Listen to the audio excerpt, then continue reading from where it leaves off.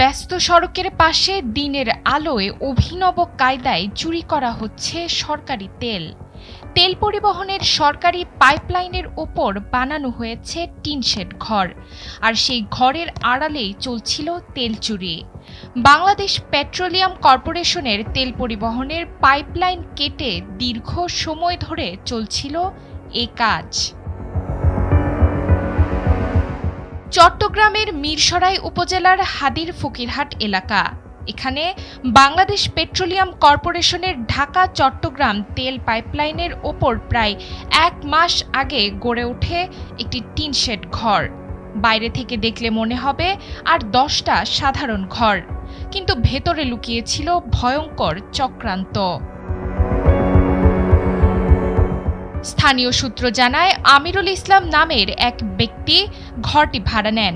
এরপর সুযোগ বুঝে ১২ ফুট মাটির নিচে থাকা পাইপলাইনে ড্রিল মেশিন দিয়ে ফুটো করে অবৈধভাবে তেল চুরি শুরু করেন। দিনের পর দিন চলতে থাকে এই চুরি। দেখতেছি যে এটা ঘর বানছে, ওটা এর আগে ওইটা বানছে, ওই পাশেরটা পারো। তারপরে এরপরে এটা দেখতেছি যে এটা আমার মনে হয় ১-২ বছর আগে থেকে এগুলো চলতেছে। ঘটনাটি নজরে আসে এক সকালে। খবর পেয়ে দ্রুত ঘটনাস্থলে পৌঁছায় বিপিসি ও আইন শৃঙ্খলা রক্ষাকারী বাহিনীর সদস্যরা। উদ্ধার করা হয় একটি ড্রিল মেশিন।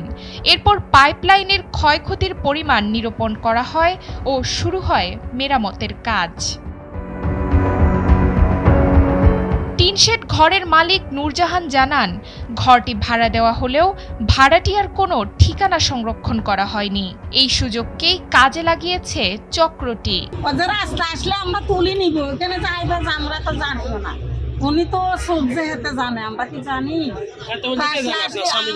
ছেলে করছে কি রাস্তা এই বছরে আসি যাবো, কোনো ঘর বান্ধা হইতো না, অবদান কেন হাগর। পুলিশ জানায়, তারা পেট্রোলিয়াম কর্পোরেশনকে অবহিত করেছেন এবং জড়িতদের শনাক্ত করে দ্রুত আইনগত ব্যবস্থা নেওয়া হবে। জায়গাটা কর্ডন করে রেখেছি এবং আমরা পেট্রোলিয়াম কর্পোরেশনকে অবগত করছি।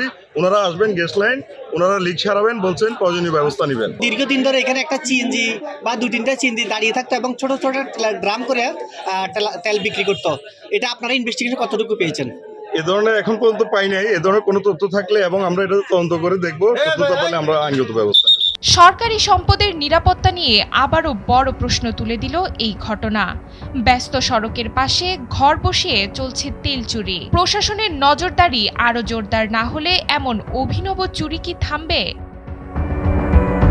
চট্টগ্রামের মিরসরাই থেকে সাদমান সময়ের পাঠানো তথ্যচিত্রে ডেস্ক রিপোর্ট, নুসরাত তালবিয়া।